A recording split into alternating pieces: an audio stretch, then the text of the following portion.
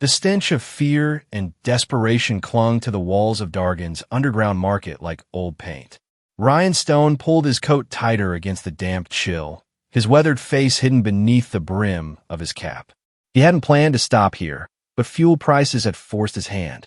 Now he found himself in the worst kind of place, surrounded by the worst kind of people. The auctioneer's voice echoed through the cavernous space, each word amplified by ancient speakers that crackled with static. Lot 47, sold to the gentleman from Krell Prime. A cage rattled as something inhuman was dragged away, its cries fading into the darkness. Ryan checked his chronometer. 10 more minutes, and he'd be gone. Back to his ship, back to the relative safety of deep space. He'd seen enough of humanity's darker side during the war. He didn't need reminders. And now, ladies and gentlemen, our final lot of the evening. The auctioneer's enthusiasm felt forced, his smile not quite reaching his eyes. A rare prize indeed. The last known Verdante female in captivity.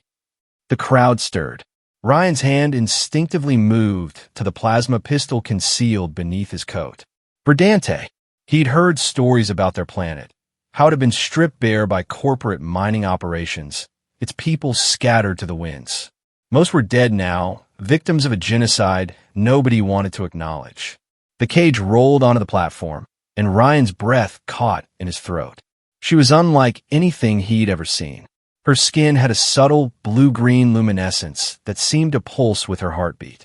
Long white hair cascaded over her shoulders like liquid starlight.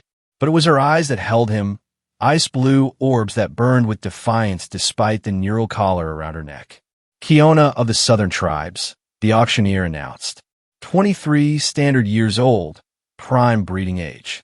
Highly intelligent, though somewhat temperamental. He laughed nervously. Starting bid at 5,000 credits. The bidding started immediately. A Krell merchant with too many arms and not enough morals raised his paddle. A human trafficker from the outer colonies countered. The price climbed steadily. Each bid another nail in the coffin of Ryan's faith in civilization. Kiona stood perfectly still in her cage, her luminescent skin flickering with patterns Ryan couldn't decipher. She didn't cower or plead like the others had.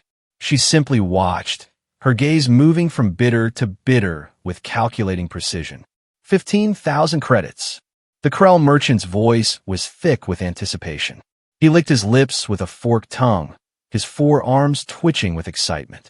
And I demand inspection rights. The auctioneer nodded eagerly. Of course, sir.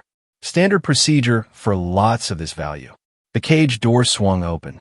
2 guards prodded Kiona forward with shock prods, forcing her onto the platform.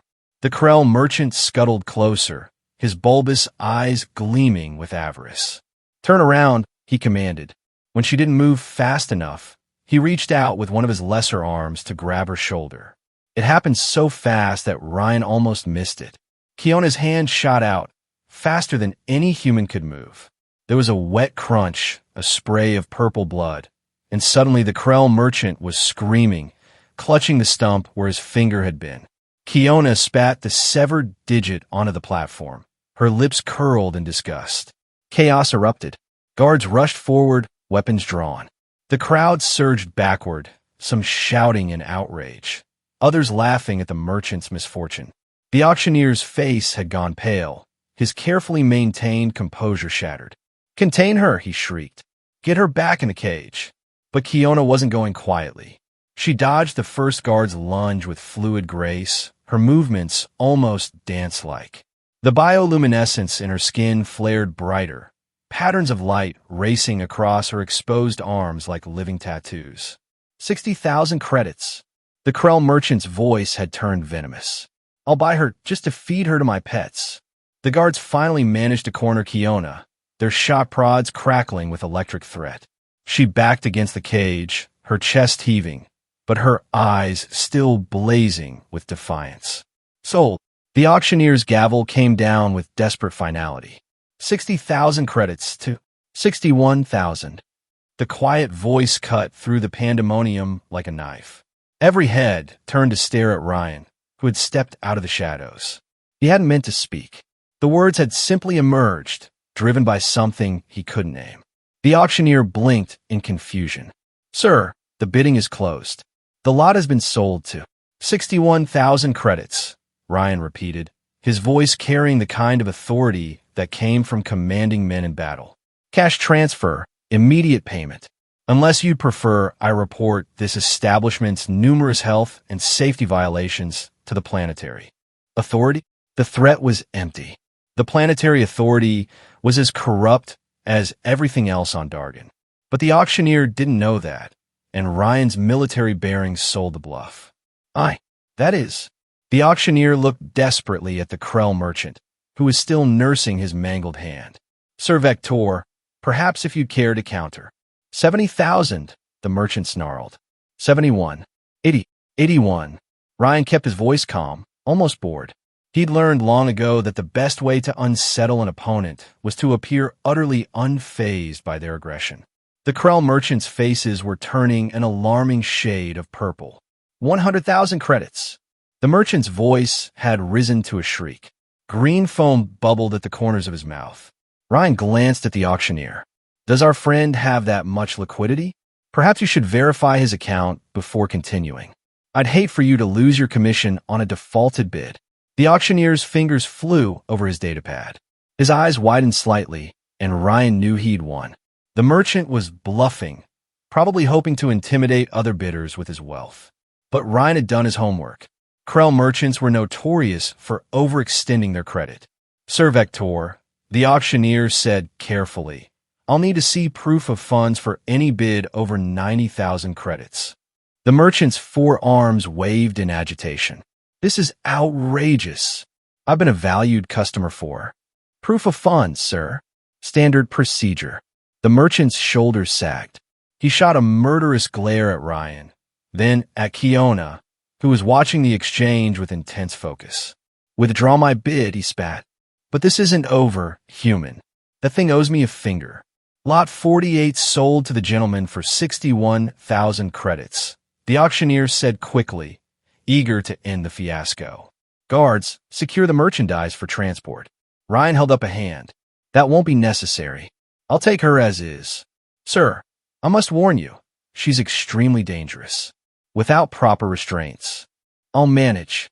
Ryan stepped onto the platform, ignoring the guard's nervous shuffling. He looked directly at Kiona for the first time, meeting those fierce blue eyes without flinching. My ship is in docking bay 7. You can come with me, or you can stay here and take your chances with the next buyer. Your choice. Something shifted in her expression. The defiance remained, but underneath it, he caught a glimpse of something else. Curiosity, perhaps, or calculation. She stepped out of the cage, her movements deliberate and controlled. The guards raised their weapons, but Ryan waved them down. She's my property now. I'll handle any disciplinary issues. The word property tasted bitter on his tongue, but it was necessary.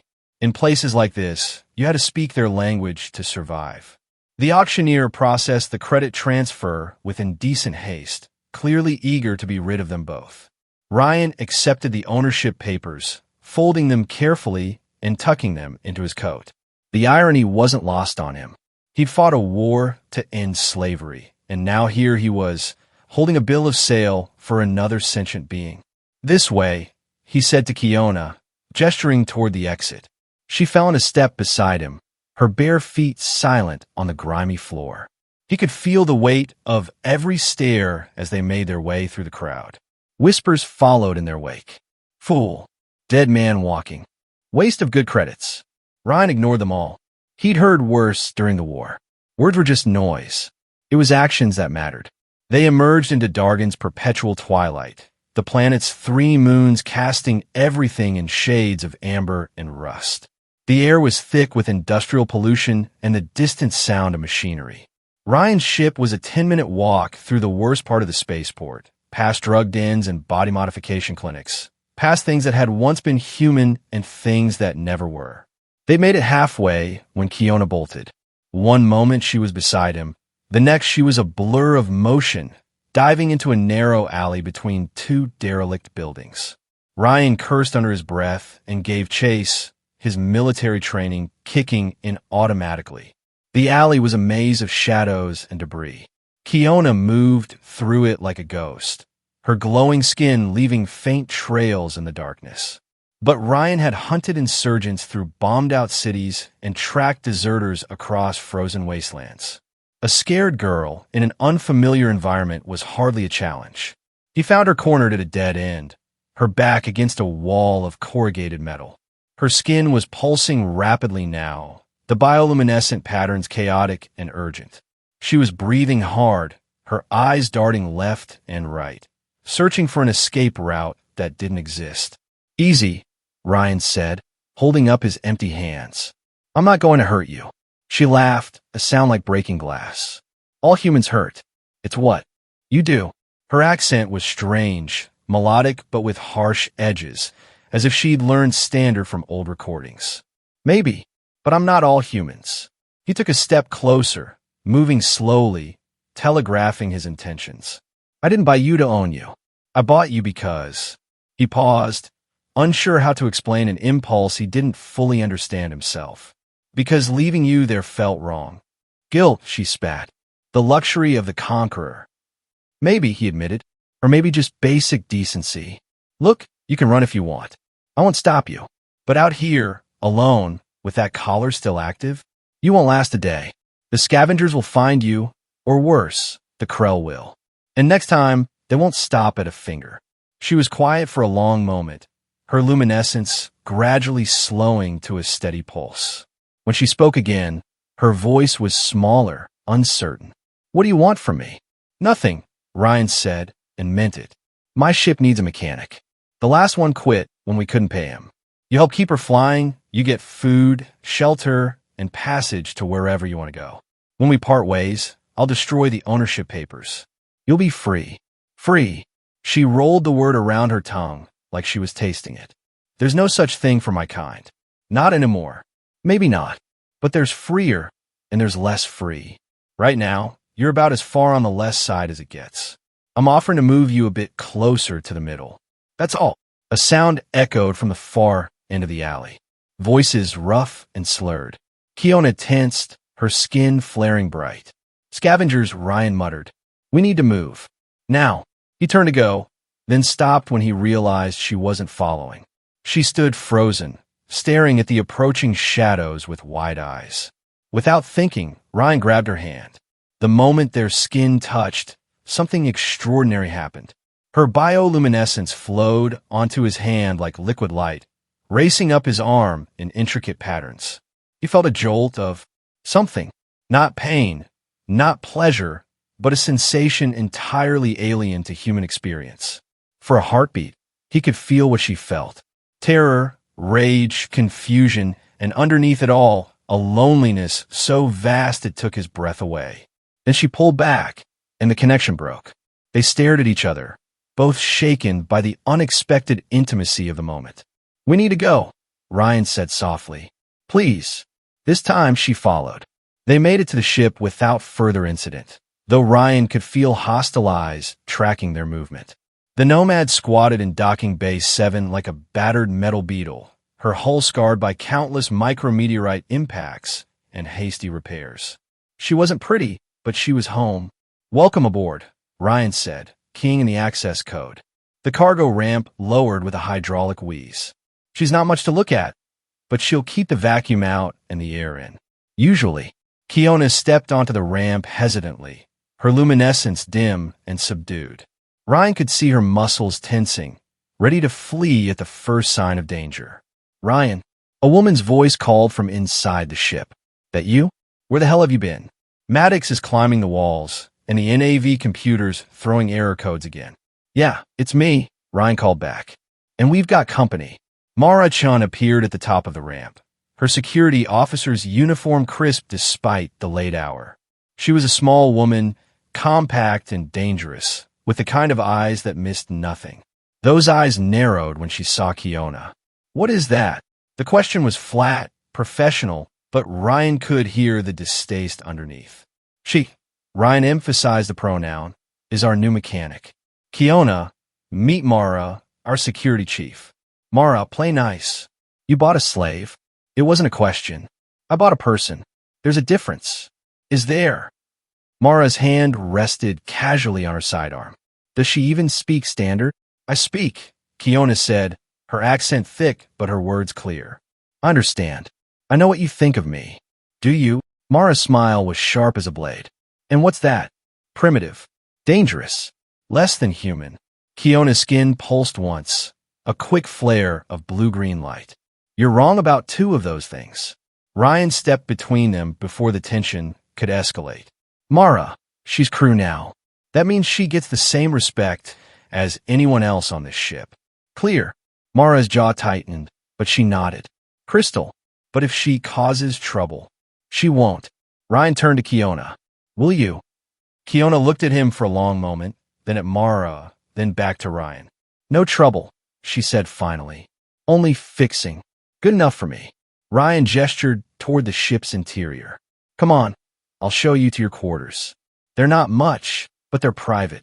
And tomorrow, you could take a look at our engine problems. As they walked through the ship's narrow corridors, Ryan pointed out the essential areas. The galley, where meals were shared and arguments were. Settled. The med bay, barely large enough for one person, but equipped with military-grade supplies. The bridge, currently dark except for the soft glow of standby lights. Your quarters, he said finally, palming open a door. The room beyond was small but clean, with a bunk, a storage locker, and a tiny viewport looking out at the stars. Environmental controls are here. The door locks from the inside. Nobody comes in without your permission, including me. Kiona stepped into the room slowly, running her fingers along the walls. Her bioluminescence responded to her touch, leaving brief trails of light on the metal surfaces. Why? She asked suddenly, turning to face him. Why are you doing this? Ryan leaned against the doorframe, considering the question. I don't know, he admitted. Maybe because I've seen too much cruelty to add more to the universe. Maybe because you reminded me of someone I used to know. Or maybe I'm just a fool who can't mind his own business. He shrugged. Does it matter? Everything matters, she said softly. Every choice. Every moment. My people believe that actions create ripples in the fabric of space-time. Small actions, small ripples. Large actions, large ripples. Ryan nodded. We have a similar concept. The butterfly effect. Butterflies. She spoke the word carefully, as if tasting it. I've never seen one. They're extinct now. Have been for a century. But the idea remains. He straightened, preparing to leave. Get some rest. Tomorrow will be busy. Wait. Her voice stopped him at the threshold. The collar. Can you? Ryan grimaced. Neural collars are biometrically locked. I'll need to find someone who can crack it without killing you. There's a tech specialist on Kanto Station who owes me a favor. We'll be there in 3 days. 3 days. She touched the collar gingerly, her fingers tracing its smooth surface. I can survive 3 days. You'll do more than survive, Ryan said. Your crew now. That means something on this ship. He left her there, closing the door softly behind him. In the corridor, he found Mara waiting, her expression unreadable. You're making a mistake, she said without preamble. Verdante are unstable. Everyone knows that. Everyone knows a lot of things that aren't true. Ryan started walking toward the bridge, forcing Mara to fall in his step beside him. She's just scared and alone. Give her time. Time to what? Plant a knife in your back? Sabotage the ship? You saw what she did to that Krell. He had it coming. Maybe. But what happens when she decides we have it coming too? Ryan stopped walking. He turned to face his security chief, his expression serious. Mara, I respect your opinion. You know that. But I'm asking you to trust me on this. Can you do that? Mara held his gaze for a long moment, then sighed. Fine, but I'm watching her. First sign of trouble. There won't be any trouble. From your lips to the universe's ears. She shook her head. You always were too soft for your own good, Ryan. One day it's going to get you killed. Probably. But not today. They parted ways at the bridge. Ryan settled into the captain's chair, running through the pre-flight checklist with practiced efficiency. Outside the viewport, Dargan's ugly skyline stretched to the horizon, a monument to greed and desperation. Hey, boss. Maddox's voice crackled over the comm. The ship's pilot sounded even more stressed than usual. We ready to blow this joint? Because if I have to spend another night breathing this toxic soup they call air. Soon, Ryan promised. Just need to file the departure paperwork and pay the docking fees. Hour at most. Thank the stars. Oh, and boss. Sensors picked up some chatter on the port security channel. Something about a stolen slave and a hefty reward for information. You wouldn't know anything about that, would you? Ryan's jaw tightened. The Krell merchant worked fast. Must be someone else's problem. Sure, boss. Someone else's problem that happens to match the description of our new passenger. The one Mara's been complaining about for the last 20 minutes. Just prep for departure, Maddox. Let me worry about the rest. Copy that. But boss, watch your six. This place has a way of following you home. Ryan cut the connection and leaned back in his chair. Through the viewport, he could see the first pale hints of dawn on the horizon. Somewhere in the ship behind him, an alien girl was probably lying awake, wondering if she'd traded one prison for another. He hoped he hadn't just made the biggest mistake of his life. But then again, his life had been nothing but mistakes lately. What was one more? Computer, he said aloud. Set course for Kanto Station. Standard acceleration. Minimal fuel expenditure. Course laid in. The computer replied in its flat, synthetic voice. Estimated travel time. 71 hours, 15 minutes. 3 days. In 3 days, he'd get that collar off her neck. After that, she could choose her own path. It was more freedom than most people got in this universe.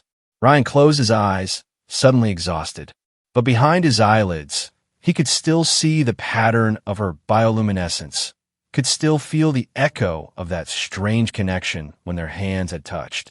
What had he gotten himself into? The ship hummed to life around him, systems coming online one by one. In an hour, they'd be in space, leaving Dargan and its ugliness behind. But Ryan had a feeling that ugliness would follow them, one way or another. It always did. The first hint of trouble came 6 hours after they broke orbit.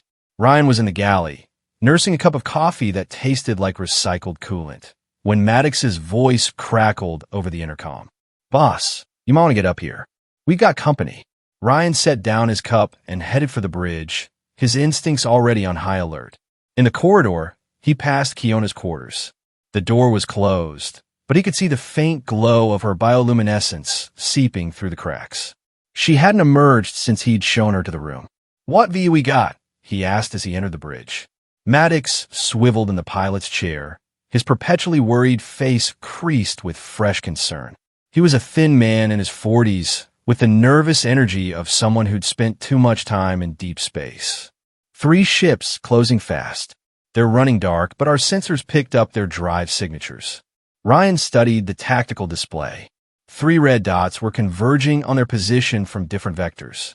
Pirates. Wrong configuration. These are hunter-killers. Military grade or close to it. Maddox's fingers danced over his console. Want to bet they're after our new friend? No bet. Ryan dropped into the captain's chair, his mind already running through their options. The Nomad was built for cargo runs, not combat. Her shields were decent, but her weapons were limited to a pair of point defense turrets. Against 3 hunter-killers, they wouldn't last 5 minutes in a straight fight. Can we outrun them? Maddox shook his head. Not a chance. They've got us beaten on acceleration and top speed. We could try to lose them in the asteroid field near Kantos, but that's still 2 days out. Damn. Ryan activated the ship-wide comm. All hands to battle stations. This is not a drill. Mara, I need you on the bridge. The security chief arrived within minutes, already in full tactical gear. She took one look at the display and swore creatively. Let me guess. Someone wants their property back. Looks that way. Ryan turned to face her. Options. Fight and die, or surrender and probably die anyway. Mara's expression was grim. Those aren't bounty hunters. Too well-equipped. I'm thinking corporate security, maybe even military contractors. The Krell merchant. Has to be. Or whoever he's working for. She leaned over the tactical console, studying the approaching ships. They're being careful, maintaining formation. They know we're no threat. Maybe we can negotiate, Maddox suggested hopefully. Offer to return the girl. Pay compensation. No. Ryan's voice was firm. She's crew now. We don't hand over crew. Even if it gets us all killed. Mara challenged. Especially then. A soft sound made them all turn. Kiona stood in the doorway, her luminescence muted, her expression unreadable. She'd changed out of the rags from the slave market into a simple ship's jumpsuit that someone had left in her quarters. It was too big for her, making her look even more fragile. "They're here for me," she said. It wasn't a question. "Probably," Ryan admitted. "But that doesn't change anything. You're under my protection now. Your protection will get you killed." She moved onto the bridge with that fluid grace that seemed natural to her species. "I know those ships. They belong to Thull Corporation." "The Krell merchant?" "No, he was just a middleman. Thull bought me from the raiders who destroyed my world. They've been hunting me ever since I escaped their research facility." Ryan exchanged glances with Mara. "Research facility? What kind of research?" Kiona hesitated, her fingers unconsciously moving to the collar at her throat. "My people have certain abilities. Thull wanted to weaponize them." "What kind of abilities?" Mara's hand had dropped to her sidearm, an unconscious gesture that wasn't lost on anyone. Instead of answering, Kiona moved to the navigation console. She placed her hands on the interface panel, and her bioluminescence flared to life. The patterns on her skin weren't random, Ryan realized. They were incredibly complex, almost like living circuit diagrams. The navigation display flickered, then reconfigured itself.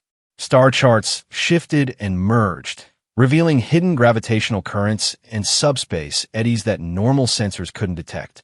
The approaching ships appeared, not as simple dots, but as probability clouds, their potential positions and vectors mapped out in stunning detail.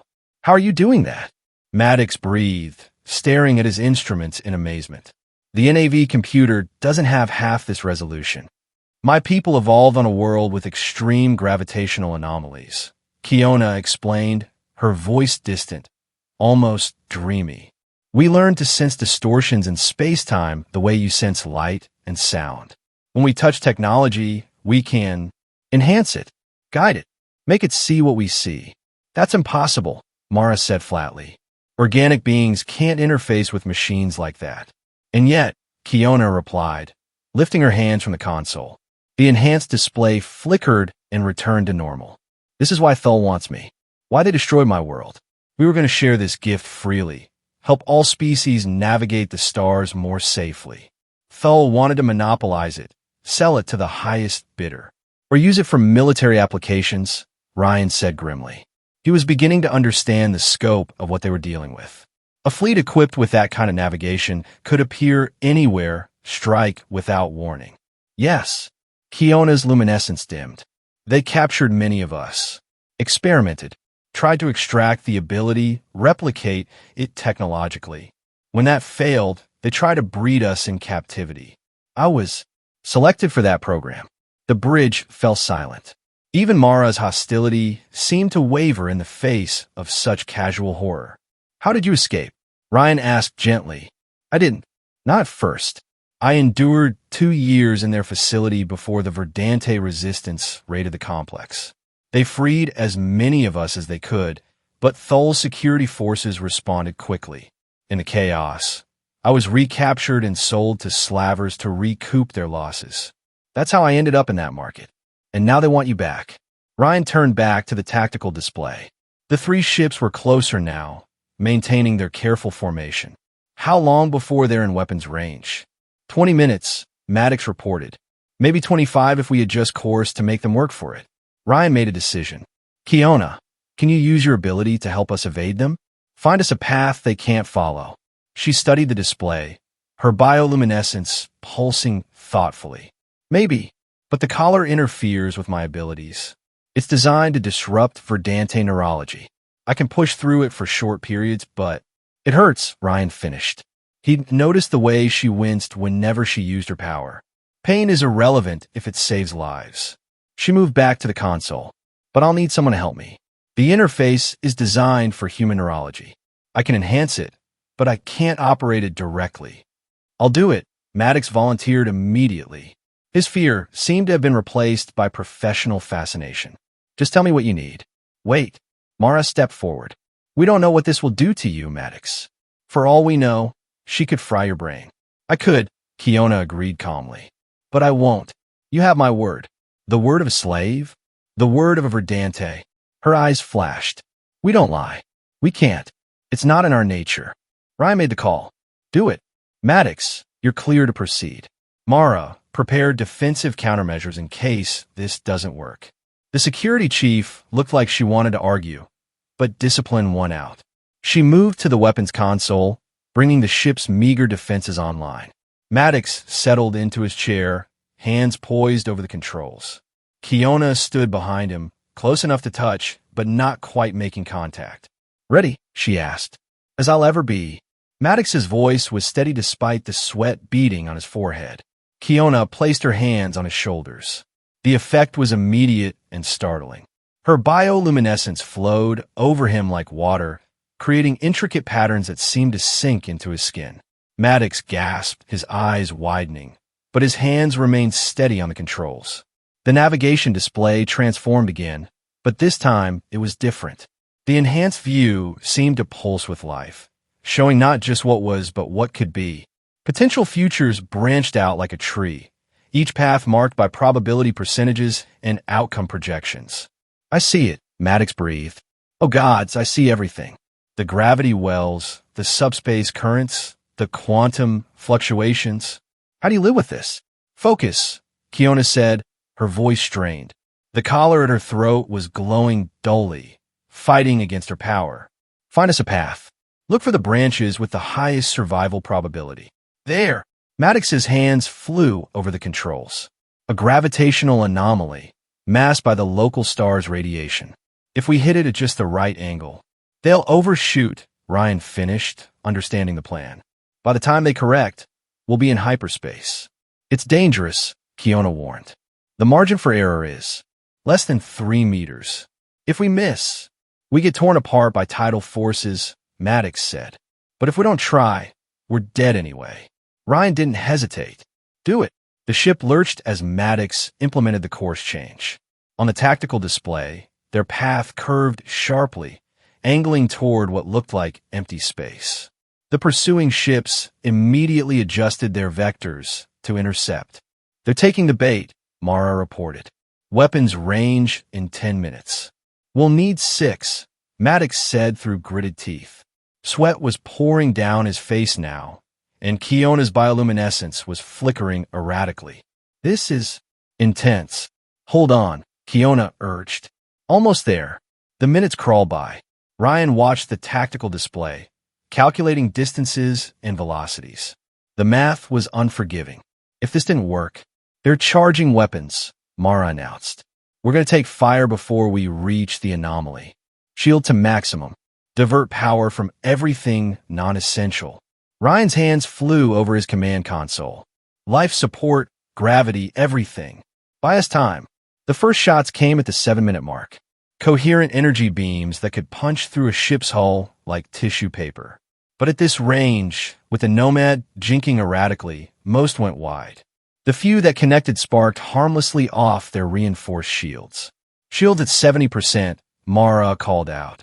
They're getting our range. Just a little more, Maddox pleaded.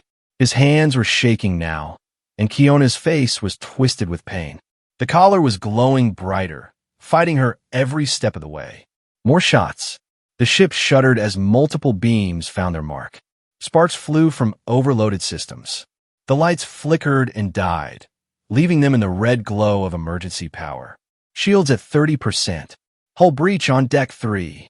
Initiating emergency protocols, the computer announced dispassionately. Sealing affected sections. They were 4 minutes from the anomaly when Kiona screamed. It was a sound of pure agony, sharp enough to cut through the chaos of battle. Her bioluminescence flared like a star going nova, then died completely. She collapsed, her hands slipping from Maddox's shoulders. The navigation display immediately reverted to normal. Maddox blinked in confusion, his hands faltering on the controls. I've lost it, he shouted. I can't see the path anymore. Ryan was out of his chair instantly, catching Kiona before she hit the deck. She was unconscious, her skin pale and clammy. The collar was cycling through an ominous red glow. "Medical emergency," he barked into the comm. "I need Hale on the bridge now. Incoming fire." Mara's warning came a split second before impact. The ship lurched violently, throwing everyone off balance. Console screen shattered. The smell of burning circuitry filled the air. "Shields are down. We're sitting ducks." Ryan looked at the tactical display. They were still 2 minutes from the anomaly, and the pursuing ships were closing fast. Without Kiona's guidance, Maddox couldn't possibly navigate the precise approach vector needed to use it for escape. They were finished. "Boss." Maddox's voice was quiet, defeated. "Orders." Ryan looked down at Kiona's unconscious form. Her breathing was shallow, her pulse thready. The collar continued its angry cycling, punishing her for daring to use her abilities. He thought about all the people who died under his command during the war. Good soldiers who'd trusted him to keep them alive. He'd fail them then. He wouldn't fail his crew now. "Maintain course," he said firmly. "All power to engines." "Ryan," Mara said carefully, "without her abilities, we can't navigate the anomaly safely. We'll be torn apart. Maybe. Or maybe Maddox retained enough of what he saw to get us through." "That's suicide." "No," Ryan said, lifting Kiona gently. "That's hope." Dr. Hale burst onto the bridge, his medical kit in hand. He was an older man, steady and competent, one of the few Ryan trusted completely. He took one look at Kiona and swore. Neural feedback, he diagnosed quickly. The collar's safeguards kicked in. She pushed too hard. He prepared a hypo spray. "This will stabilize her, but she needs proper treatment. Do what you can." Ryan laid her carefully on the deck, then turned back to the tactical situation. The pursuing ships were almost in optimal weapons range. In seconds, they'd open fire with everything they had. "Maddox," he said quietly, "I know you're scared. We all are. But I need you to remember what you saw. Remember the path she showed you." "I'm trying." The pilot's voice was near panic. "But it's like trying to remember a dream. The details keep slipping away." "Don't think," Ryan urged. "Feel. Trust your instincts." The pursuing ships opened fire. This time, with no shields and at closer range, their shots found their mark. The Nomad shuddered under multiple impacts. Alarm screamed. The deck pitched. Violently. Hull breaches on decks 2 and 4. "We're venting atmosphere. Engine 2 is offline. Fire in the cargo bay." And then, through the chaos, Maddox's voice, "I see it." Ryan looked up. The pilot's face was transformed, his eyes unfocused but determined. "I can't see it like she showed me," Maddox continued, his hands moving with newfound confidence. "But I can feel it. The currents. The eddies. Like sailing by instinct. Then sail us home, pilot." The next 60 seconds were the longest of Ryan's life. The ship bucked and twisted as Maddox threaded them through invisible gravitational currents. The pursuing ships continued their barrage, their shots tearing through the Nomad's hull. Systems failed one by one. The bridge filled with smoke. And then, suddenly, space twisted. Ryan felt his stomach lurch as reality bent around them. The stars elongated into streaks of light. The pursuing ships, caught off guard by the maneuver, shot past them into the gravitational anomaly. Without Kiona's ability to navigate the treacherous currents, they were instantly caught in the shear. Ryan watched on the rear sensors as one ship was torn in half, its hull crumpling like paper. The other two managed to pull away, but not before suffering critical damage. They limped back toward normal space, their pursuit abandoned. Hyperspace in 3, 2, 1. The stars vanished, replaced by the swirling chaos of faster-than-light travel. They'd made it. For a moment, nobody spoke. Then Maddox slumped in his chair, his hands shaking uncontrollably. Did we actually? You did it, Ryan confirmed, clapping him on the shoulder. You saved us all. She saved us, Maddox corrected, looking down at Kiona's unconscious form. I just remembered what she showed me. Ryan knelt beside Dr. Hale, who was still working on their injured passenger. How is she? Stable, but barely. Hale's expression was grim. The collar's fail-safes nearly killed her. If she pushes like that again, She won't have to, Ryan said firmly. We're getting that thing off her neck the moment we reach Kanto's station. If we reach it, Mara interjected. She was running damage assessments, her face growing more concerned with each report. We've got hull breaches, failed systems, and structural damage throughout the ship. We're holding together with spit and prayer right now. Then we pray harder. Ryan stood, taking in the devastation around them. His ship was wounded, possibly dying, but they were alive, and they were free. For now, that was enough. Mara, coordinate damage control. Priority on life support and engine systems. Maddox, plot the safest course to Kantos. Minimal stress on the ship. What about her? Mara nodded toward Kiona. Doc will take her to Med Bay. I'll stay with her. He met his security chief's gaze. She risked her life for us, Mara.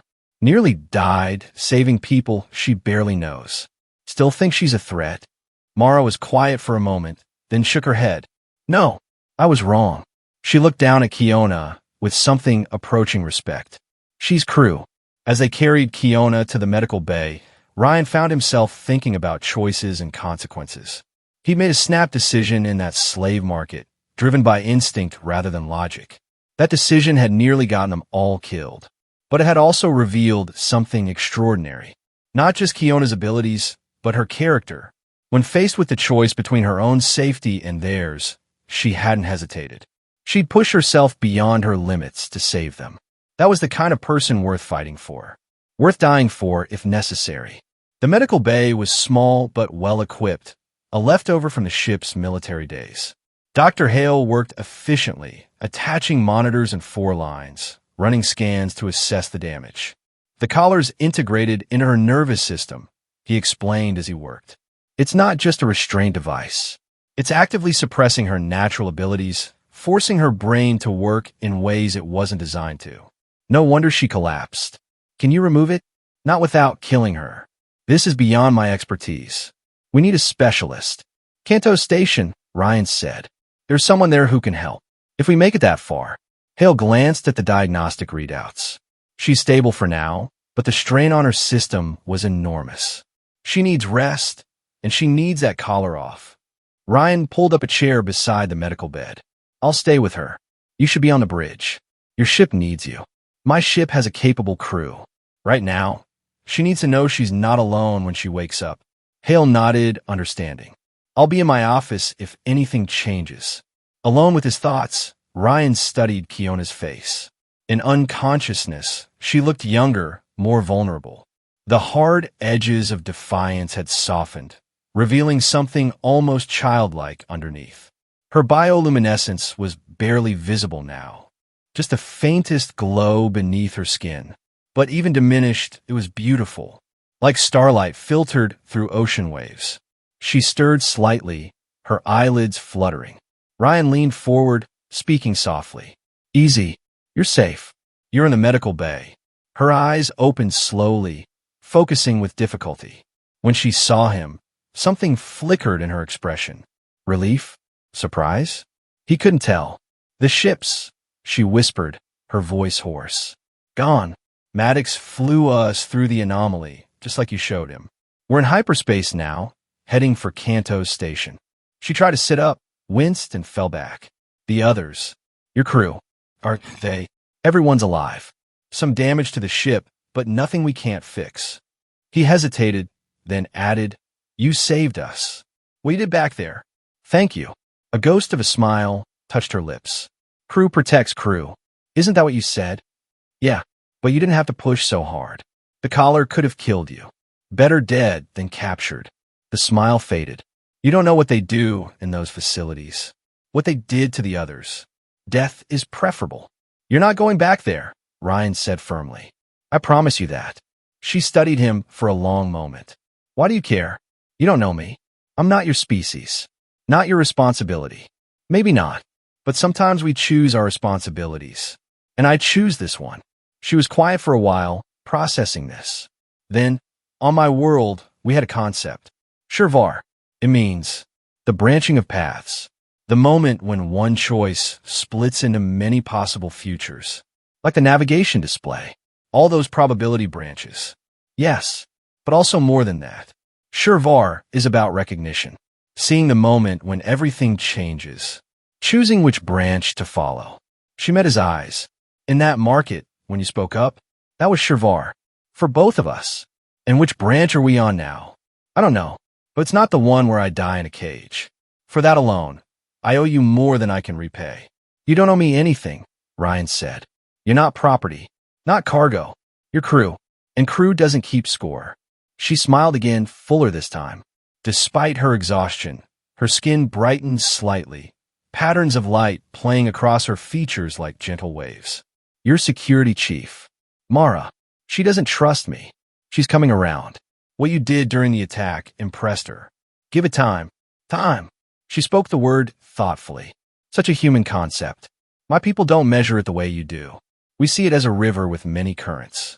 Some fast, some slow, all leading to the same ocean. And where does our current lead? Kanto Station, you said. To remove this. She touched the collar gingerly. And after that, you're free to choose your own current. Stay with us. Leave for somewhere else. Whatever you want. Freedom, she mused. Another concept I'm learning to understand. For my people, freedom was never about being alone. It was about choosing who to be connected to. Choosing your constellation.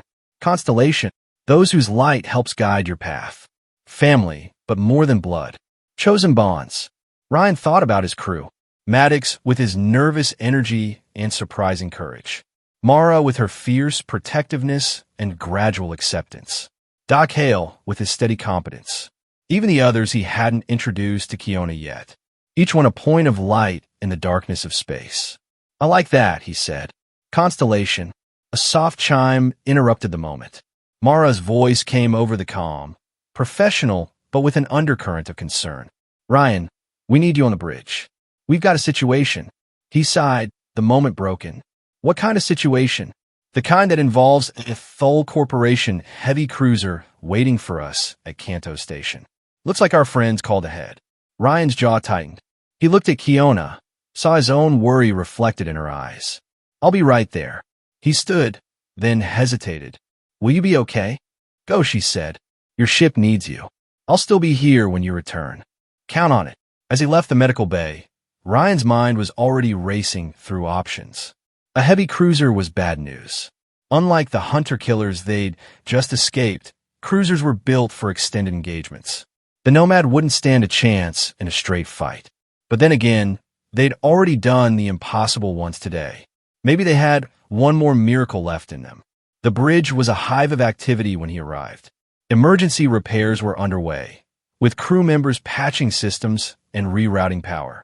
Mara stood at the tactical station, her expression grim. Show me, Ryan ordered. The main display lit up with long-range sensor data. There it was, a Thule Corporation cruiser, positioned directly along their projected route to Kanto Station. It wasn't moving to intercept them. It didn't have to. It was simply waiting, like a spider in the center of its web. They know we need to reach Kanto's, Mara explained. They know our ship is damaged. So they're blocking the only safe port within range. Options. Limited. We could try to go around, but that would add days to our journey. Days we don't have, given our damage. We could drop out of hyperspace early, but without proper repairs, we might not be able to jump again. What about calling for help? From who? Kanto's is an independent station. They won't risk antagonizing Thule Corporation for a single cargo ship. And the patrol won't intervene in what they'll see as a commercial dispute. Ryan studied the display, his mind working through the angles. What about the station's defense grid? Thule can't attack us within the safety zone without risking their corporate licenses. True, Mara agreed. But they don't have to attack us. They can just demand we hand over the girl. And if we refuse, they can claim salvage rights on a damaged vessel. Either way, we lose. Not acceptable. Ryan turned to Maddox. How long until we reach Kanto's? 16 hours at current speed. But boss, the ship can't take much more. We're already pushing past safety margins. Understood. Ryan activated the ship-wide comm. All hands, this is the captain. I know you're tired. I know the ship is hurting. But we've got one more challenge ahead of us. There's a Thule cruiser waiting at Kanto's, trying to take one of our own. I won't let that happen. We've come too far, survived too much, to give up now. So I'm asking for 16 more hours. Give me everything you've got. Keep us flying, keep us together. After that, drinks are on me for a month." A ragged cheer went up from the crew. Ryan smiled despite the gravity of the situation. They were good people. They deserved better than this. "Mara," he said quietly, "I need you to prepare a contingency plan. If things go bad." "Already on it," she replied. "But Ryan, you should know. The crew's talking about what the girl did, how she saved us. They're not inclined to hand her over, no matter what Thul threatens. That could get them killed. They know. They don't care." Mara's expression softened slightly. "She's crew now, and crew protects crew. You taught us that." Ryan felt a surge of pride and fear in equal measure. He meant what he said to Kiona about choosing responsibilities, but he hadn't expected his crew to choose the same path. "Then we'd better find a way through this," he said, "because I'm not losing anyone else. Not today." The next 16 hours passed in a blur of repairs and preparation.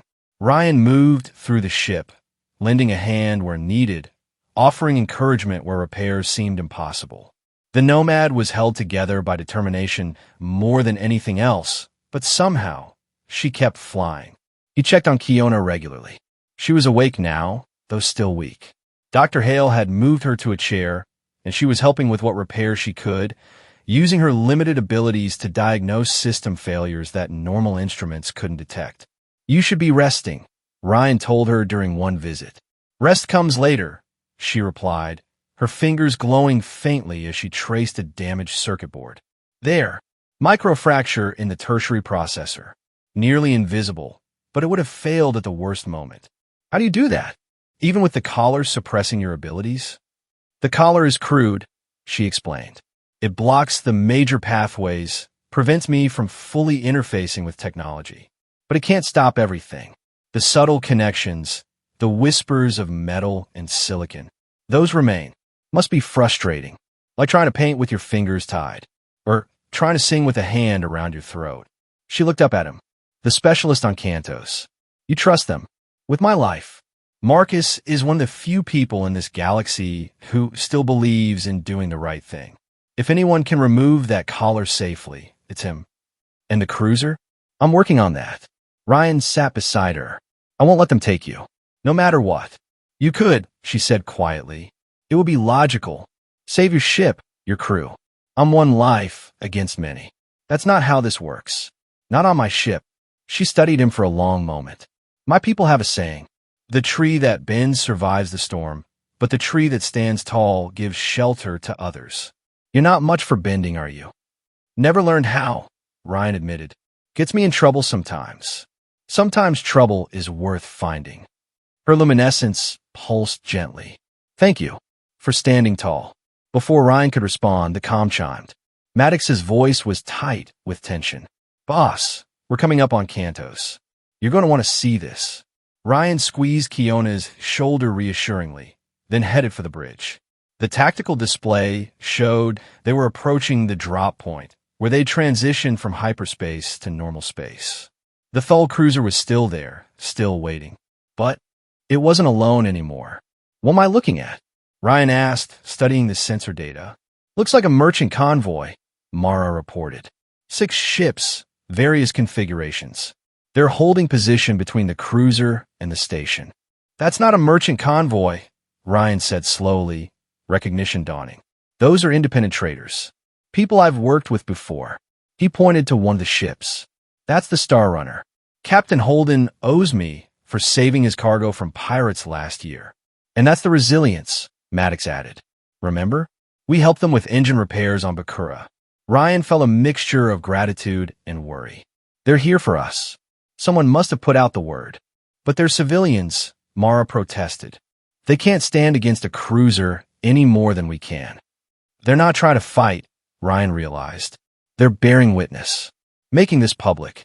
Thul can intimidate one damaged ship, but if they attack a convoy of independents in full view of Kanto Station, corporate oversight would come down on them like a hammer," Mara finished. "Bad for business. Very bad. Still risky," Maddox pointed out. "Thul might decide we're worth the backlash." Only one way to find out. Ryan took his captain's chair. Drop us out of hyperspace on my mark. Standard approach to Cantos, nice and easy. Let's not give them any excuse to start shooting. The transition from hyperspace was rough, the damaged systems protesting the shift. The Nomad materialized in normal space with a shudder that Ryan felt in his bones. Immediately, their comm system lit up with incoming messages. Nomad, this is Thul Corporate Security, a cold voice announced. You are harboring stolen property. Prepare to be boarded for inspection and retrieval. Before Ryan could respond, another voice cut in. This is Captain Holden of the Star Runner. The Nomad is part of our convoy under independent trader protection protocols. Any action against her is an action against all of us. More voices joined in, each captain declaring their support.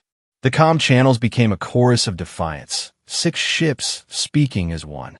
This is not your concern, the Thul commander warned. Stand aside or face the consequences. What consequences? Another captain laughed. You going to explain to your board of directors why you started a war with the Independent Traders Guild? Over one person? Bad for the bottom line, friend. Ryan activated his own comm. Thul vessel, this is Captain Stone. The person you're seeking is a member of my crew, here of her own free will. I have documentation to prove it. Any attempt to board my ship will be considered piracy and dealt with accordingly. There was a long pause. Ryan could imagine the Thul commander weighing his options, calculating costs and benefits. Corporate types always thought in those terms. Finally, present your documentation to Kanto Station authorities.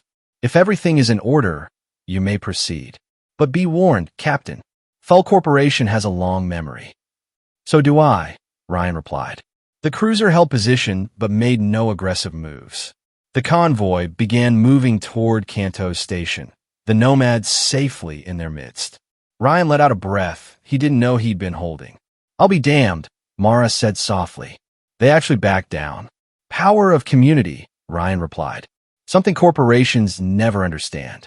They think everything can be bought or intimidated.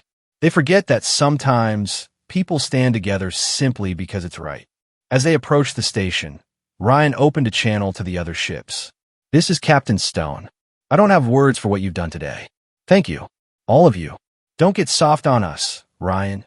Captain Holden replied with a chuckle. Besides, we couldn't let Thul push around one of our own. Bad precedent. Today you, tomorrow any of us. Still, I owe you. Pay it forward, another captain suggested. That's how we survive out here. That's how we stay free. Kanto Station grew larger in the viewport, a sprawling structure of interconnected modules and docking arms.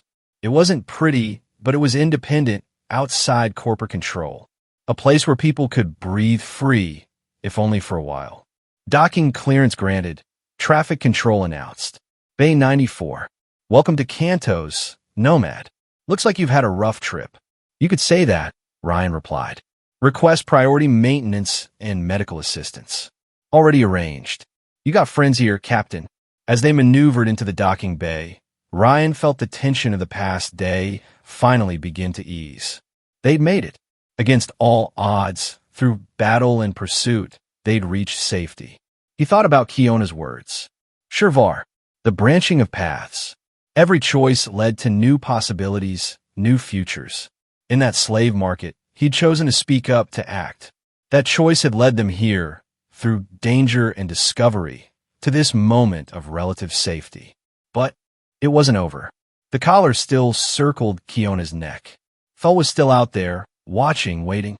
The path ahead remained uncertain. That was okay. Uncertainty was part of life in the Black. You made the best choices you could with the information you had, and you lived with the consequences. Sometimes those consequences were painful. Sometimes they were beautiful. Sometimes, Ryan reflected as he watched his crew prepare for docking, they were both at once. Maddox, he said, once we're docked, I want you to personally oversee the engine repairs. Mara, coordinate with station security. Make sure our Thul friends don't try anything subtle.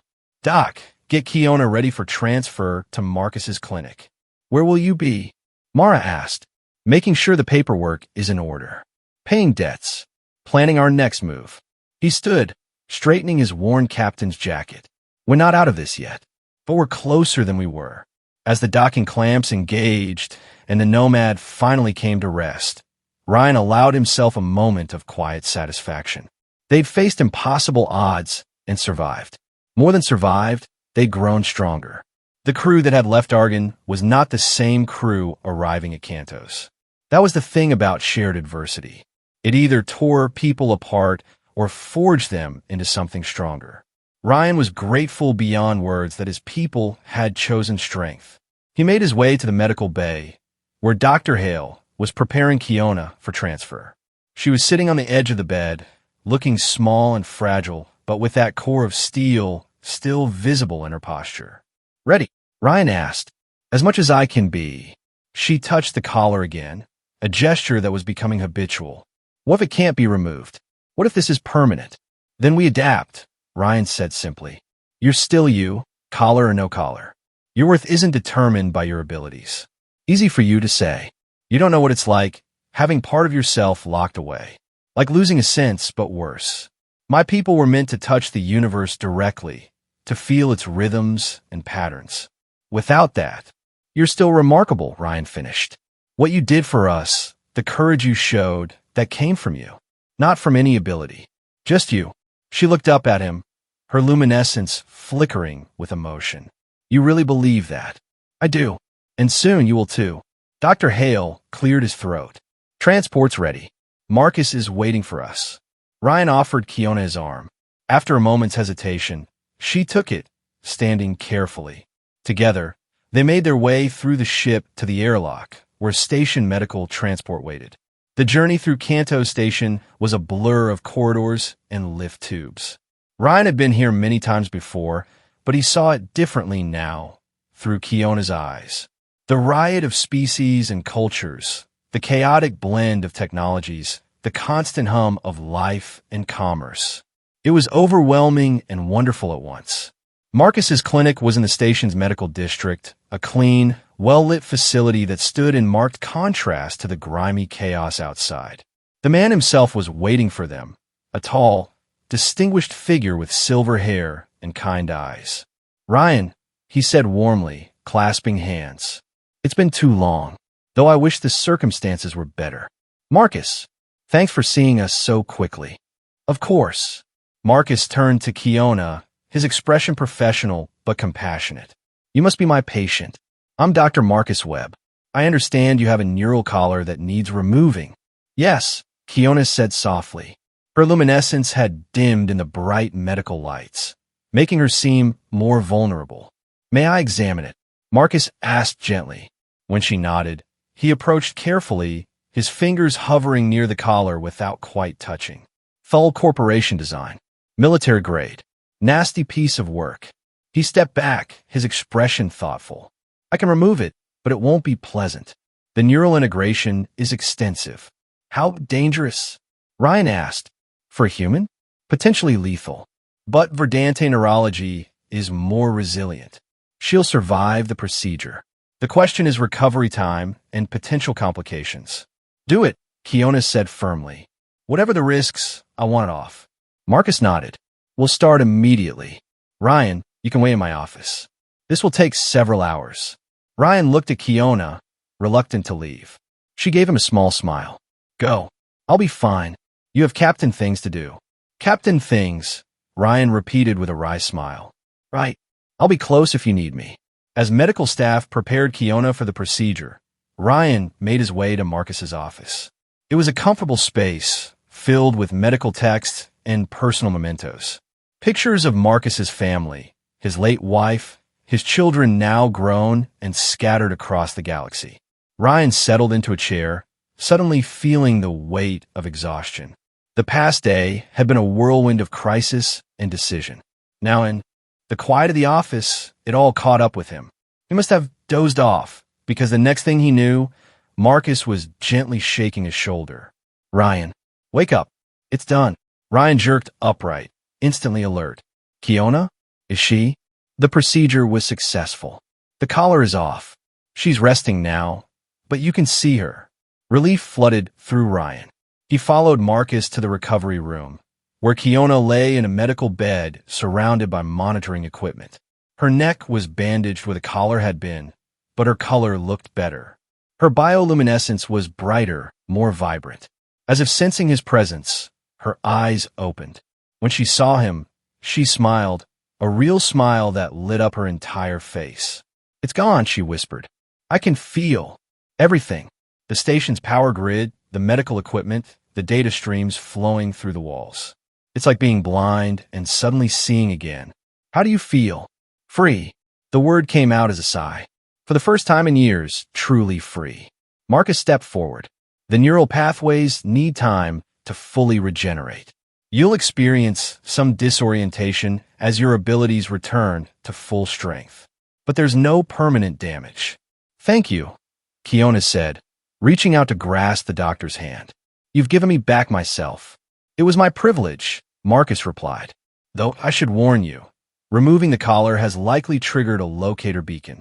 Thul will know exactly where you are." Ryan's jaw tightened. "How long do we have?" "Hard to say. Hours, maybe a day. The station's shields will prevent direct scanning, but they'll be watching every ship that leaves. Then we'd better be ready." Ryan turned to Kiona. "Once you're strong enough to travel, we need to get you somewhere safe. Somewhere Thul can't reach." "Such a place doesn't exist," she said sadly. "They'll never stop hunting me. I know too much, represent too much potential profit." She paused, her expression becoming thoughtful. Unless what? Unless I'm no longer the only one." She sat up carefully, her eyes bright with sudden inspiration. "The ability to interface with technology isn't unique to me. All Verdante have it to some degree.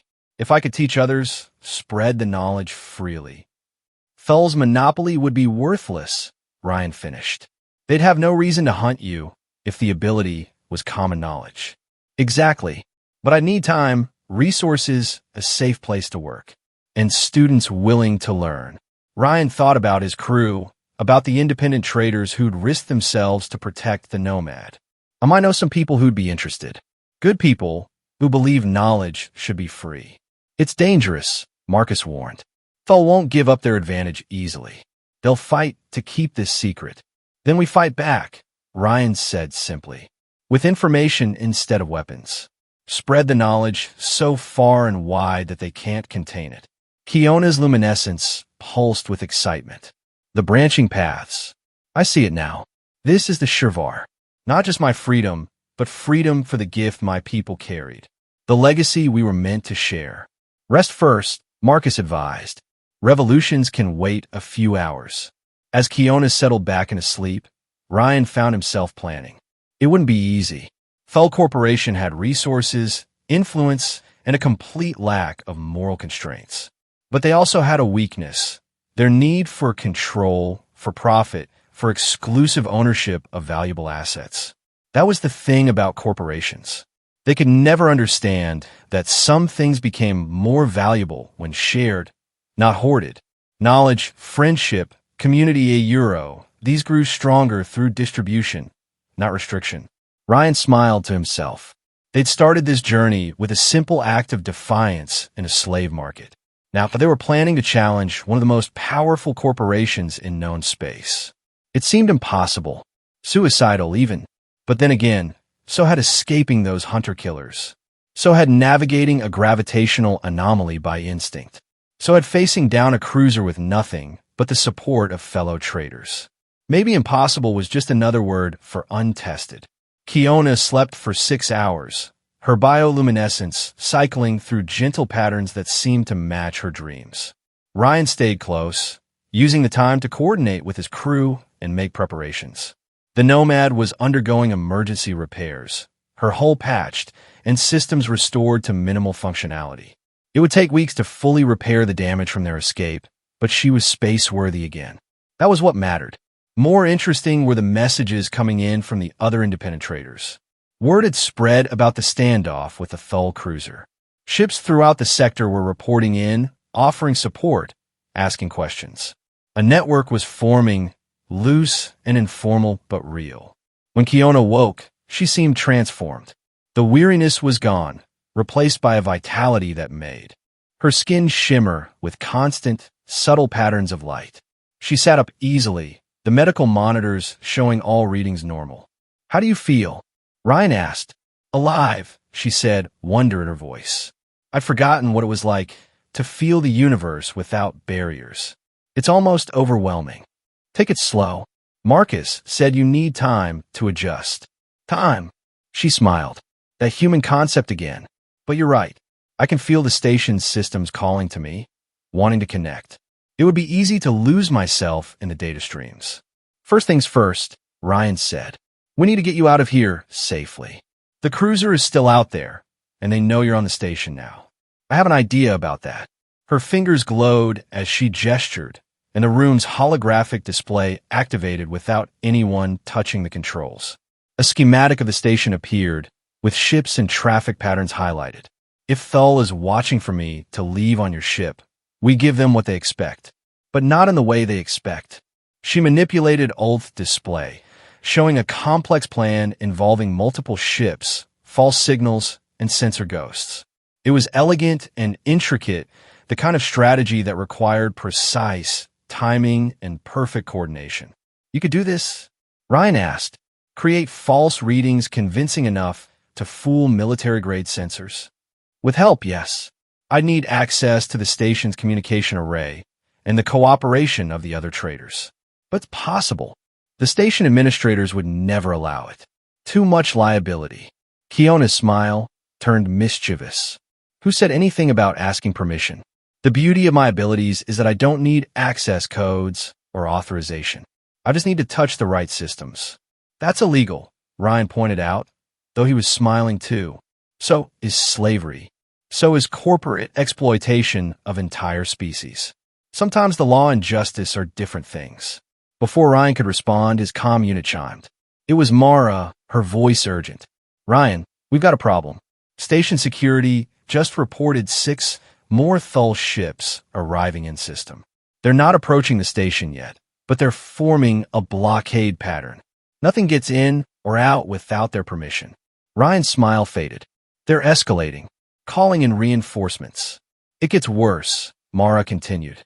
"They filed formal paperwork with the station authorities, claiming theft of proprietary technology, demanding the right of inspection for all departing vessels." "Can they do that?" "Technically, no, but they're offering substantial compensation to the station for the inconvenience. Money talks out here." Ryan looked at Kiona. "How quickly can you implement your plan?" "Give me 2 hours," she said, already standing. "Maybe less, but I'll need to get to the station's core systems. That area is restricted. High security, not to someone with my abilities." She touched the wall, and immediately nearby panels lit up with new displays. "The station is old. Its security focuses on keeping out humans and known alien species. It's not designed to stop someone who can talk directly to the machines."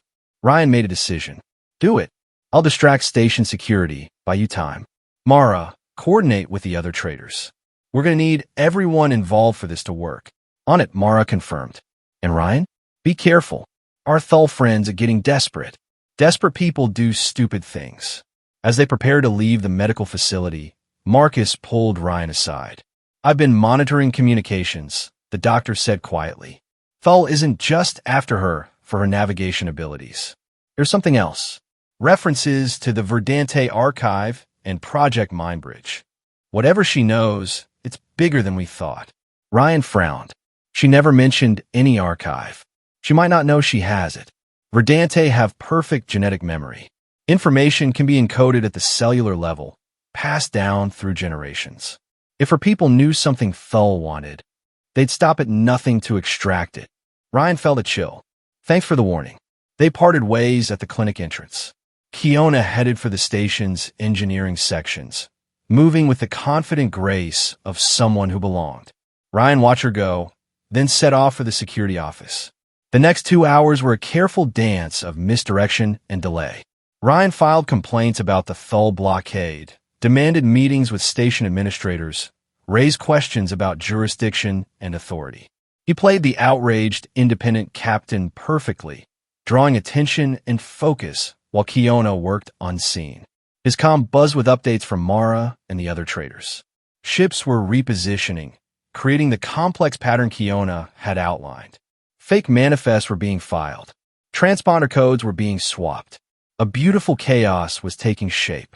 Then, suddenly, every screen in the security office flickered. For just a moment, they displayed a pattern of blue-green light, like bioluminescence captured in digital form.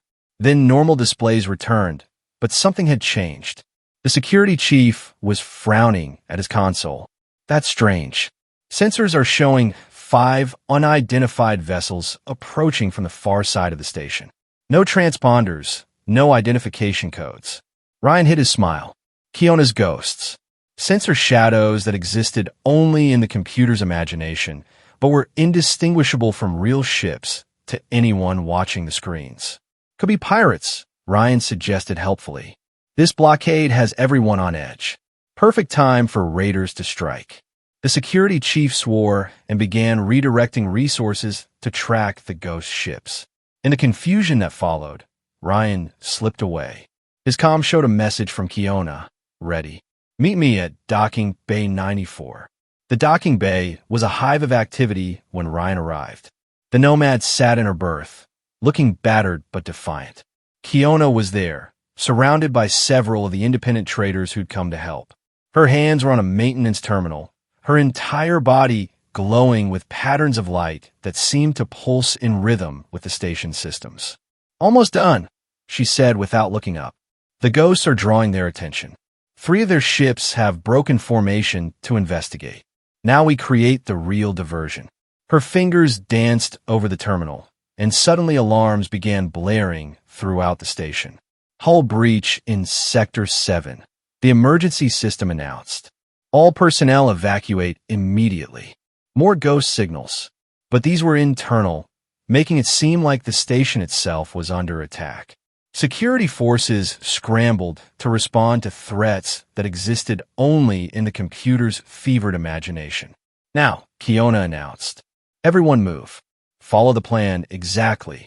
What followed was controlled chaos. Ships launched in rapid sequence, their transponders swapping identities in mid-flight. The Nomad appeared to head in one direction while actually taking another route. Other ships created sensor echoes, making it seem like dozens of vessels were launching when only a handful actually were. Ryan watched in amazement as Kiona orchestrated it all, her abilities allowing her to control multiple systems simultaneously. She wasn't just interfacing with the technology, she was conducting it like a symphony, each element playing its part in a greater whole. There, she said finally, sagging slightly with exhaustion. We have a window. 20 minutes before they sort through the confusion and realize what happened. Then let's not waste it. Ryan guided her toward the Nomad's airlock.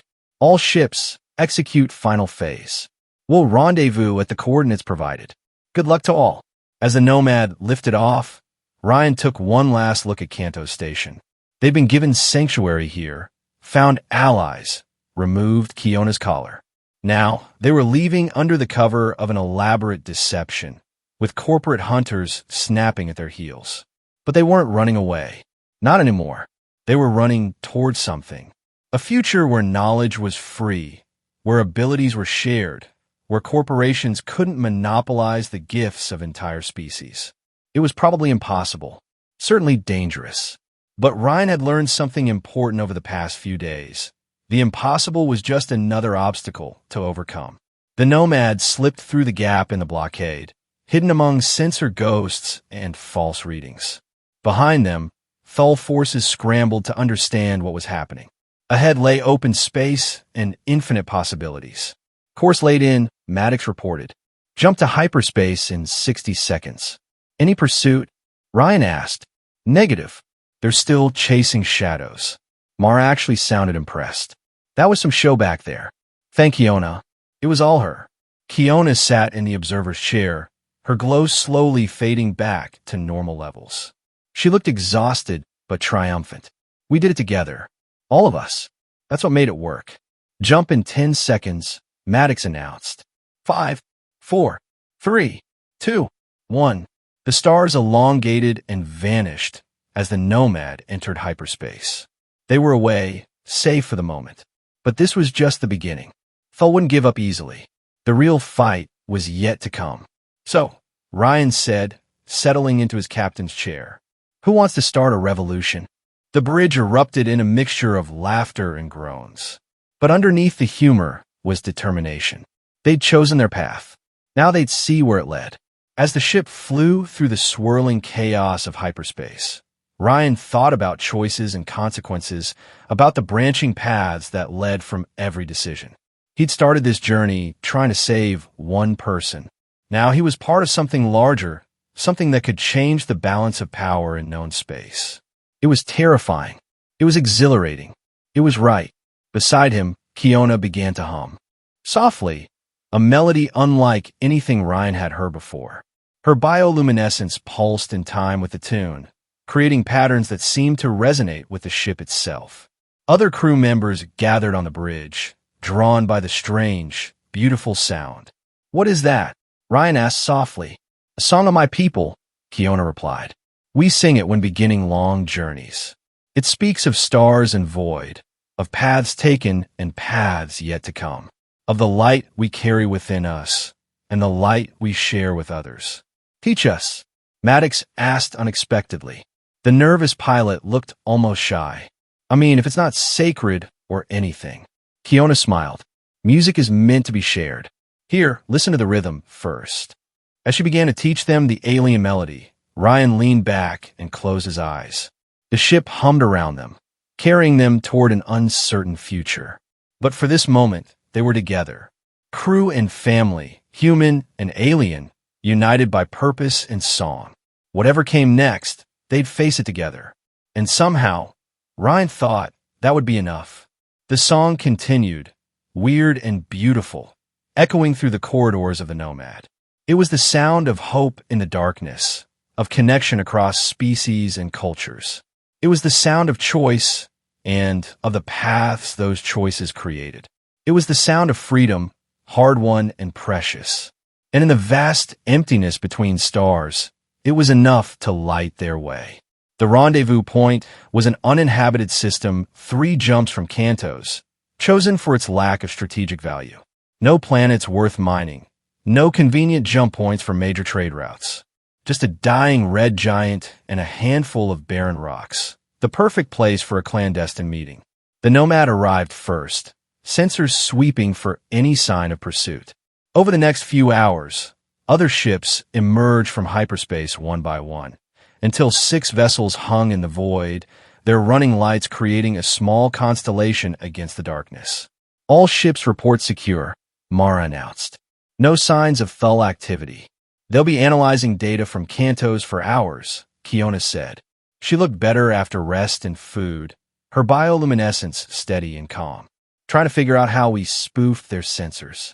It'll take them time to realize the ghosts weren't random glitches, but deliberate constructs." Ryan activated the ship-to-ship comm. "This is Captain Stone. Thanks for coming, everyone. I know the risk you're taking." "Risk, hell," Captain Holden's voice boomed over the channel. "This is the most excitement I've had in years. Besides, Thul's had this coming for a long time." Other captains chimed in with agreement. Ryan felt a surge of warmth toward these people, independent spirits who'd chosen solidarity over safety. "Kiona has something to share with you all," Ryan continued. "Something that could change everything. But first, you need to understand what you're getting into. This isn't just about tweaking Thul's nose anymore. This is about challenging their entire power structure." "We're listening," another captain said. "Show us what you've got." Kiona stood, moving to the comm panel. "May I?" Ryan gestured for her to proceed. She placed her hands on the console, and her abilities flowed into the communication system. Suddenly, every ship in their small fleet was connected not just by voice, but by data streams that carried far more than words. "This is what I can do," she said simply. "This is what all Verdante could do before Thul destroyed our world." Through the enhanced connection, she shared not just information, but experience. The sensation of touching technology directly, of feeling the flow of data like water through her fingers. The ability to optimize systems by instinct, to navigate by sensing the fabric of space itself. The other captains were silent for a long moment, absorbing what they'd been shown. That's incredible, someone finally said. With abilities like that, no wonder Thul wanted to control you. They didn't just want to control us, Kiona corrected. They wanted to own us.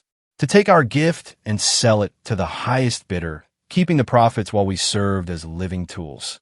Can this ability be taught? Captain Holden asked. To non-Verdante, I mean. Not exactly. The biological component can't be replicated. But I can teach people to create technological interfaces that approximate some aspects of what we do naturally. It won't be as elegant or intuitive, but it would democratize the capability. Breaking Thul's potential monopoly, another captain mused. They'd lose trillions in projected revenue, which is why they'll stop at nothing to prevent this knowledge from spreading, Ryan added. Anyone who helps us becomes a target. I want you all to understand that before we go further. We're still here, aren't we? Captain Holden's tone was gruff but determined. Question is, what's the plan? Can't just broadcast this on open channels. Thul would shut us down before we reached a fraction of the systems we'd need to.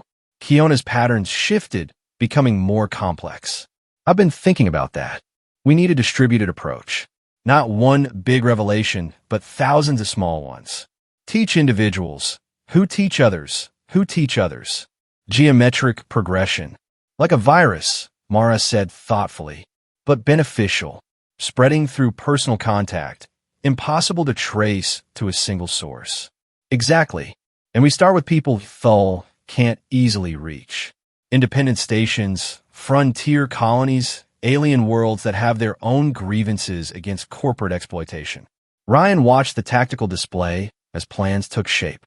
Routes were plotted, contacts identified, resources allocated. It was ambitious beyond reason. It was exactly the kind of impossible task that independent traders excelled at. We'll need more than just the navigation techniques, one captain pointed out. Need to package it with other valuable information. Make it irresistible, so people will risk Thul's anger to get it. I can help with that, Kiona said quietly. There's something else. Something I haven't told you yet. Ryan turned to her, remembering Marcus's warning about the Verdante archive. What is it? My grandmother was a keeper of memories for our people. When the Thul forces came, she transferred our cultural archive to me. Thousands of years of accumulated knowledge. Scientific principles, artistic techniques, philosophical insights. All encoded in my genetic structure. The bridge fell silent. Ryan stared at her, beginning to understand the true magnitude of what Thul had been after. You're carrying an entire civilization's legacy, he said softly. Yes, and it's been burning inside me, demanding to be shared. My people believed knowledge belonged to everyone. That was our greatest gift and our fatal weakness. We trusted too easily, shared too freely. Thul took advantage of that. But now you can fulfill your people's vision, Captain Holden said, his voice uncharacteristically gentle. Share their knowledge with the galaxy the way they intended. If we can stay ahead of Thul long enough. Kiona's glow pulsed with determination. They know about the archive. They'll never stop hunting me as long as it exists solely in my cells. Then we make sure it doesn't, Ryan decided. We spread it so far and wide that they can't possibly contain it all.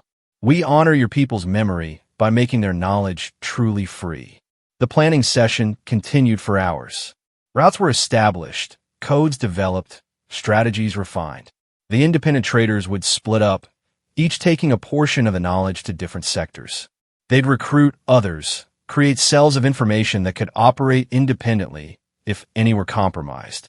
It was a guerrilla approach to education, a resistance movement armed with data instead of weapons. And it just might work. As the meeting wound down, Captain Holden made one final point. We'll need a name, something people can rally around, a symbol of what we're fighting for. The Verdante archive, someone suggested. No, Kiona said firmly. This isn't about my people anymore. It's about all of us, about the right to knowledge, to growth, to freedom from corporate control. The free knowledge movement, Mara offered. Too political. Needs to be something that transcends politics. Ryan thought about their journey, about the choices that had led them here, about branches and possibilities, light shared in darkness. The constellation, he said.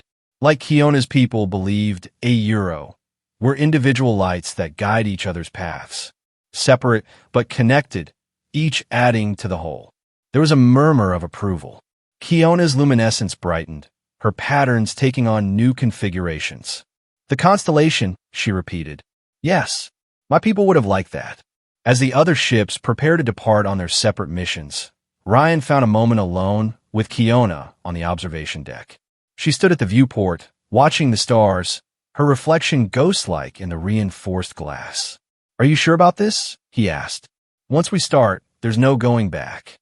You'll be hunted for the rest of your life. I already am, she pointed out. At least now it's for a purpose I choose. My people's knowledge will live on, help others, change the galaxy for the better. That's worth any price. You could disappear.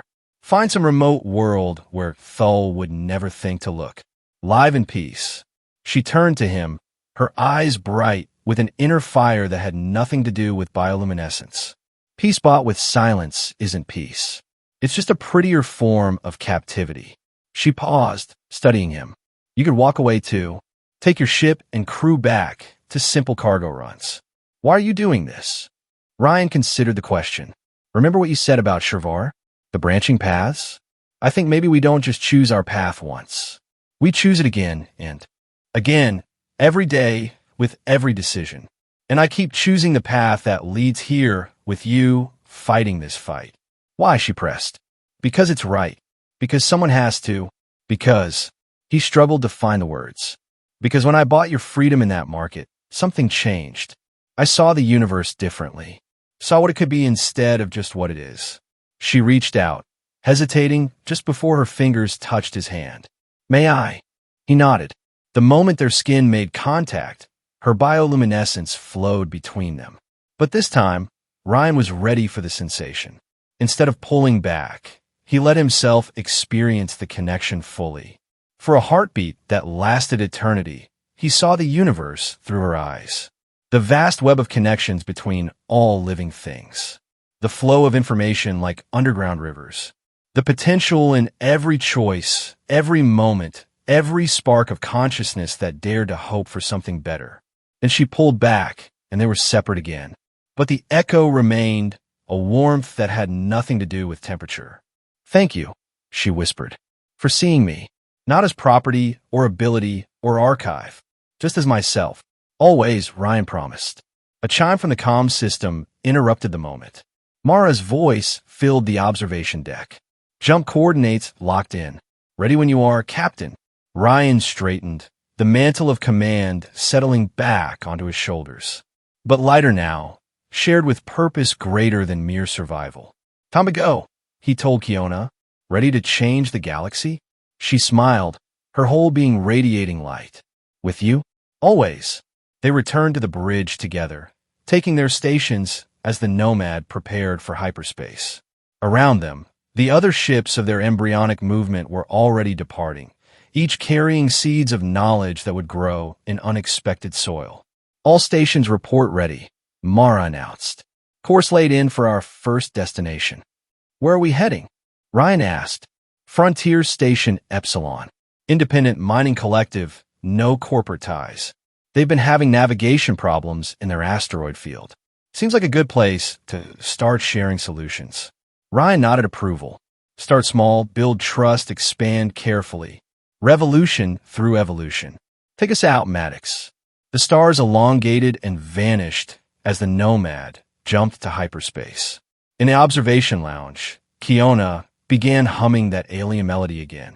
This time, Ryan found himself humming along, the strange harmonies becoming familiar through repetition. They were no longer running from something, but toward something, toward a future they would build one choice at a time, one shared piece of knowledge at a time, one connection at a time. It would be dangerous. Thul Corporation wouldn't give up easily. There would be setbacks, betrayals, moments when the task seemed impossible. But Ryan had learned something important. Impossible was just another word for unprecedented. And unprecedented things happened every day in a universe vast enough to contain every possibility. The constellation had begun. Frontier Station Epsilon hung in space like a metallic snowflake, its sprawling arms reaching out to embrace the asteroid field that provided its livelihood. As the Nomad approached, Ryan studied the mining ships darting between the tumbling rocks, their movements erratic and inefficient. "They're losing a fortune in fuel costs alone," Maddox observed.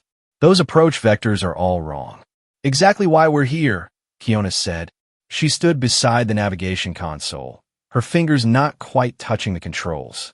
Even without direct contact, Ryan could see her abilities reacting to the technology, patterns of light playing beneath her skin.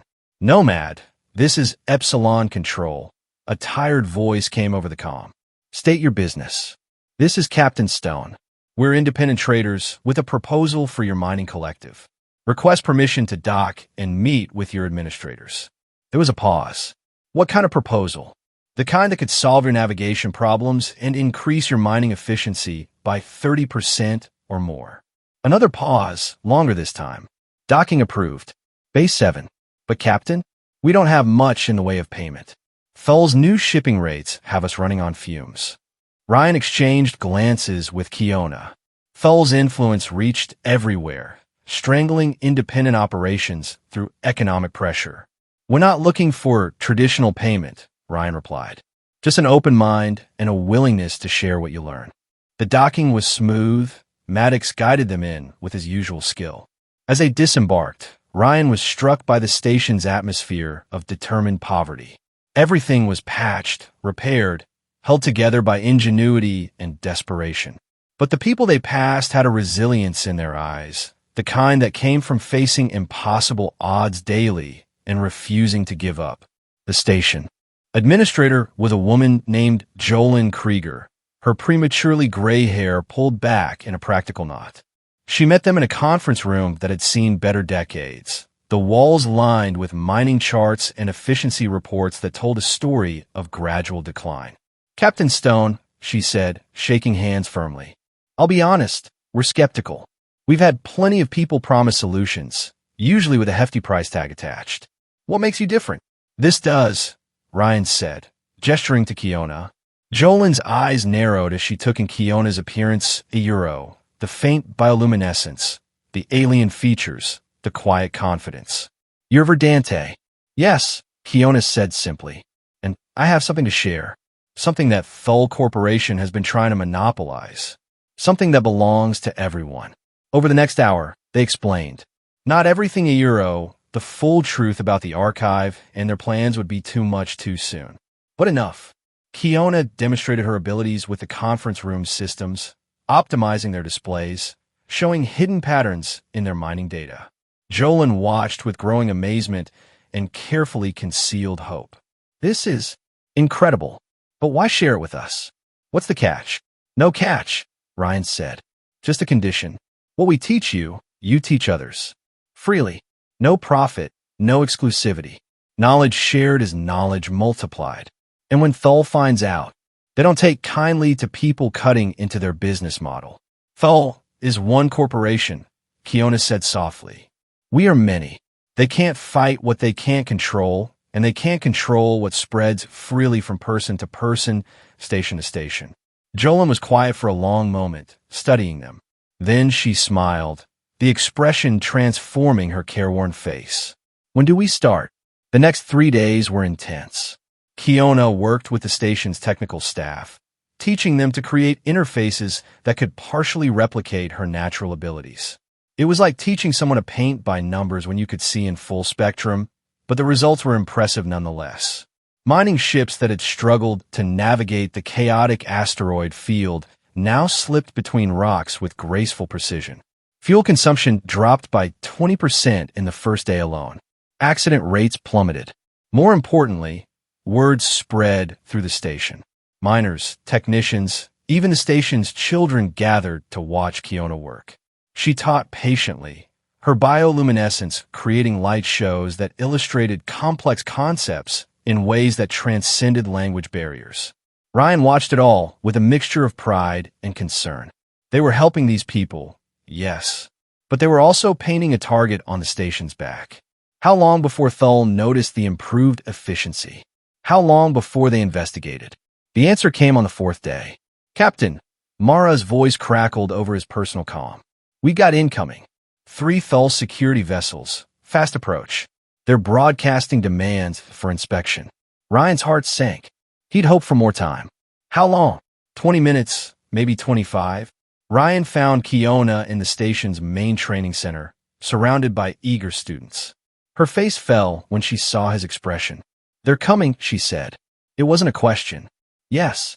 We need to go. Now. I'm not finished. These people, they've just started to understand. If I leave now, if you stay, Thull takes you and everyone who's learned from you. They'll mind-wipe the whole station to contain this. Jolin appeared at his shoulder, her face grim. We've been monitoring communications. Those aren't standard security ships. They're corporate enforcement hero, the kind they send when they want to make examples. Then we all need to evacuate, Ryan decided. Anyone who's had direct contact with Kiona, anyone who's learned the new techniques. They can come with us or scatter to other systems, but they can't stay here. And leave our home. A young miner pushed forward, his face flushed with anger. Let Thull drive us out? No. We stay and fight. With what? Mara had arrived, her tactical assessment brutal but necessary. Mining lasers against military-grade weapons? You'll last 5 minutes. Then we hide what we've learned. Play dumb. Deny everything. They'll scan your systems, Kiona said sadly. See the improvements, the modifications. They'll know. She straightened, decision made. I'll turn myself in. Tell them I forced you, that you had no choice. It might be enough to... No. The word came from a dozen throats simultaneously. Ryan felt a surge of emotion as the miners closed ranks around Kiona, protective and determined. She's one of us now, Jolin said firmly. We don't give up our own. Then what do we do? Someone asked. Ryan's mind raced through options. Fight was suicide. Flight meant abandoning everything these people had built. Surrender meant betraying the promise of knowledge. They'd just begun to taste. Then Kiona spoke, her voice quiet but carrying clearly. We disappear. Everyone turned to her. Her bioluminescence was cycling through rapid patterns, her connection to the station's systems visibly active. Not physically, she clarified. Digitally. Everything they'll look for €, the improvements, the modifications, the new code. We hide it so deeply in the station's systems that even their best scans won't find it. Create ghost partitions, quantum encryptions, data mazes that lead nowhere. Can you do that? Jolin asked. Not alone. I'll need help. Everyone who's learned the new techniques. We'll work together, create something too complex for any single mind to hold. A distributed consciousness hidden in the machinery. And when they search the station, they'll find nothing. Just a struggling mining operation with substandard equipment and desperate people. Her smile was fierce. The same thing they expect to find everywhere they look. Ryan felt hope kindle. How long do you need? 15 minutes. Maybe 12 if everyone helps. Then move. Everyone to their stations. Mara, prep the Nomad for emergency departure, but make it look routine. If this works, we leave quietly. If not, we run like hell. Mara finished. The next 12 minutes were controlled chaos. Kiona stood at the center of the station's main technical hub, her abilities fully unleashed. Around her, dozens of people worked frantically, their newly learned skills pushed to the limit. Ryan watched the tactical display, counting down seconds. The Thull ships maintained their approach, weapons powered but not targeted. Yet, done. Kiona gasped, swaying on her feet. Multiple miners moved to support her, their faces shining with something that looked like reverence. Will it work? Jolin asked. Only one way to find out. Kiona's voice was exhausted but satisfied. The knowledge is hidden but not lost. When they're gone, you'll be able to access it again. And more €. I've left seeds that will grow, improvements that will manifest gradually, naturally, as if you discovered them yourselves. Thull vessels entering docking range, someone reported. They're demanding immediate compliance. Give it to them, Ryan ordered. Full cooperation. Let them search everything. The next hour was tense beyond description. Thull security teams swarmed through the station, scanning everything, questioning everyone.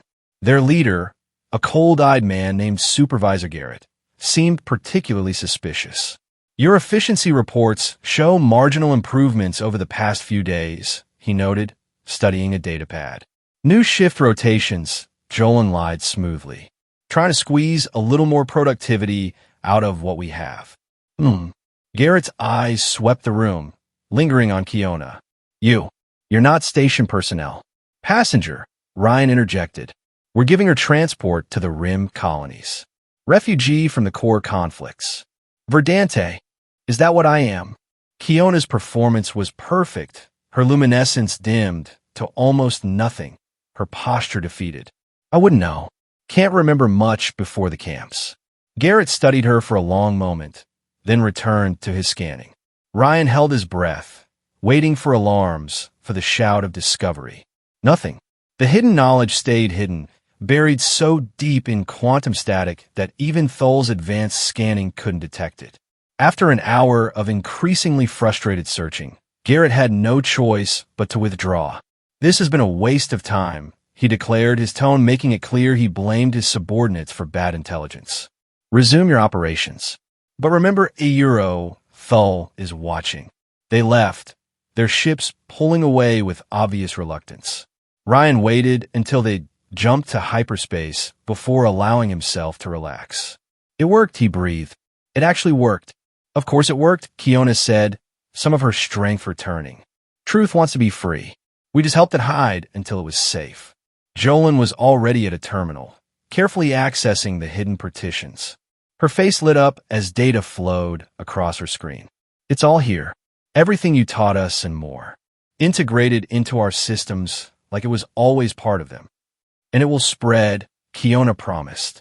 As your people work with it, understand it better, they'll make improvements. Share with other stations.